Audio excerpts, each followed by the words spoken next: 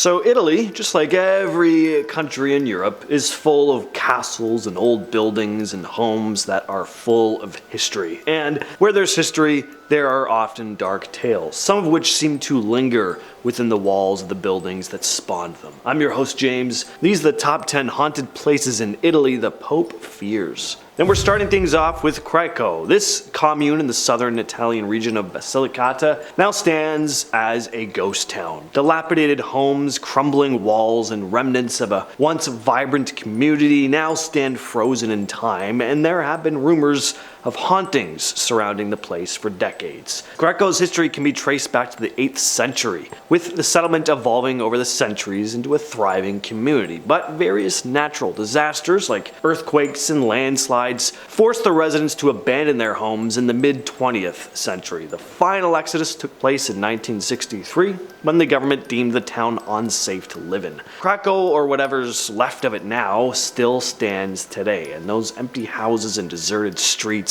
have fueled countless legends of hauntings and supernatural occurrences. Visitors have reported strange sounds and ghostly apparitions. Some attribute these phenomena to the tragic events that led to the town's abandonment. One popular tale revolves around the Church of Santa Maria della Stella. According to the locals, the church is haunted by the ghost of a nun who allegedly died under mysterious circumstances. Visitors claim to have heard footsteps, whispers, and even seen the ghostly figure wandering through the crumbling aisles. At our number 9 spot, we have Poveglia. The small island located in the Venetian lagoon of northern Italy is said to be one of the most haunted places in the country. The origins of Poveglia date back to the Roman era, but it got its sinister reputation during the bubonic plague. The island became a quarantine station for ships arriving in Venice, and later a dumping ground for those afflicted by the plague. Thousands of bodies were unceremoniously dumped into mass graves. Then, in 1922, the island was repurposed as a mental hospital. And mental hospitals in the 1920s were not anything like the types of facilities that we get today. These institutions were pretty much hell on earth. It operated for several decades, with rumors circulating about questionable medical practices and mistreatment of patients. The hospital was eventually closed in 1968, and Poveglia was left abandoned, a dumping ground for bubonic plague victims and the site of a horrific mental hospital. Yeah, no wonder people think this place is still messed up. Those who have had the clearance to go to the island have reported hearing disembodied voices, screams, and footsteps echoing through the dilapidated structures. Some claim to have seen apparitions of plague victims and disturbed spirits roaming the abandoned hospital wards. Access to the island is restricted. The Italian government has prohibited public entry, and trespassers risk legal consequences, and that just makes the place more alluring, doesn't it? Number 8, Casa Dario in Venice. The Venetian Gothic Palace in Venice is one of the most haunted buildings in the city. There have been a series of misfortunes that have befallen many of its owners throughout the years. It was constructed in the 15th century, and architecturally, it's beautiful. Despite this aesthetic appeal, though, the palace has earned a dark reputation because of the series of tragedies that have plagued its owners. The belief in a curse surrounding Dario has persisted for centuries. The first owner to fall victim to misfortune was Giovanni Dario, the original commissioner of the palace. Legend has it that he went bankrupt during the construction, leading to financial ruin. Future owners faced similar fates, with a series of bankruptcies, untimely deaths, and family tragedies. One of these former owners was Charles Briggs, an Englishman who purchased the palace in the 19th century. After acquiring Dario, Briggs lost his wife and daughter. The next owner, a ballet dancer named Rolf von Bockelmann, also met an untimely end shortly after acquiring the property. Next on the list is the Capuchin Catacombs. The Capuchin Catacombs in Palermo, Italy, are an extensive underground burial site that houses thousands of Mummies. It was built in the 16th century, initially intended for monks, clergy,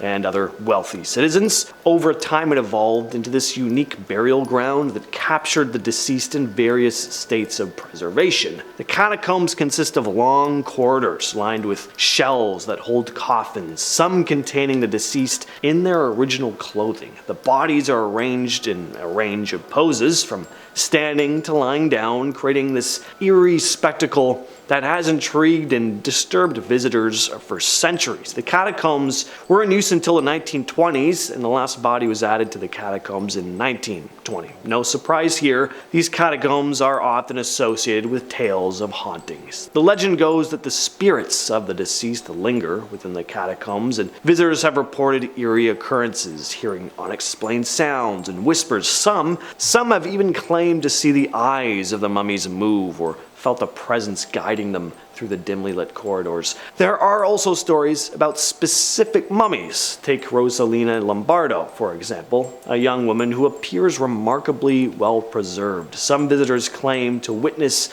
Rosalina's eyes opening.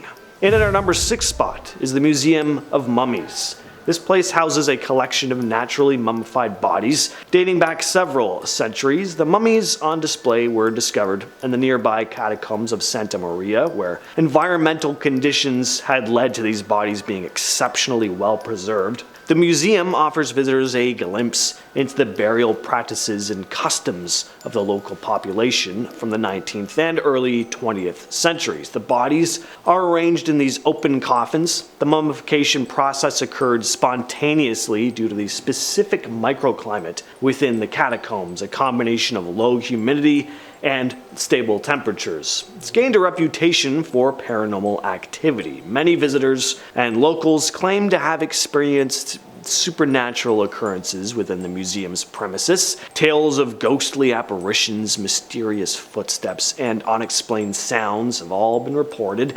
Some speculate that the unique conditions that led to the natural mummification process may have somehow preserved not only the physical bodies, but also the spiritual essence of these individuals. And at number 5 is Evil Tower. The Evil Tower at Castello di Fenis in Italy is home to a haunting tale involving the vengeful spirit of Matilda. According to local legend, Matilda met a tragic fate after committing a heinous act. She took the life of her lover right after some intimacy. And that really seemed to tick people off. It was just particularly cruel. I don't think there's ever a good time, necessarily, to end an innocent person's life, but right after getting down with them, probably the worst timing possible. As a consequence of this gruesome crime, she was condemned to the ultimate punishment, a death sentence. The spirit of Matilda is believed to linger within the confines of the Evil Tower. The tale suggests that her restless soul haunts the grounds, trapped in a perpetual state of anguish and regret. Number 4, the Botanical Garden. The Botanical Garden in Lucca, Italy is said to be haunted by its former owner, Lucida Mansi, a noblewoman with a penchant for dark deeds. Lucida was known for a macabre practice. It's said that she would take the lives of her young lovers by leading them to a trap door equipped with sharp blades, again right after sleeping with them. Legend has it that she was desperate to retain her youthful appearance and sold her soul to the devil in exchange for an additional 30 years of beauty. This unholy pact granted her an extended period of youth, but condemned her to a life steeped in malevolence. The story goes that if you visit the lake within the Botanical Garden and gaze into its waters, putting your face down, you just might witness Lucida's expression reflected back at you, as if she's peering into a mirror, perpetually haunted by the consequences of her sinister choices. At third place, we have Casa dell'Anime. Casa dell'Anime, once an inn, has a grim history behind it. The establishment was once owned by a deranged family with a penchant for violence and greed. This family engaged in a horrific method of dispatching some of their more wealthy customers. In this inn, you had your standard rooms, but then there were 2 rooms that were supposedly a bit more luxurious, located at the back of the building, away from the roadside. These rooms were reserved for their more well-to-do guests. The owners seek to profit off of these people, not just by having them pay for a nicer room, but by crushing them to death as well. They would drop massive pieces of furniture onto their unsuspecting victims, crushing them to death in their sleep. After committing that gruesome act, the family would proceed to rob the deceased of their belongings before callously disposing of the bodies. The victims were cast into this large hole on the premises, transformed into a mass grave. After World War II, the inn was inhabited by a different family who soon reported unsettling experiences, claiming to hear the chilling sounds at night of echoes of enormous objects crashing to the floor and clattering of crockery.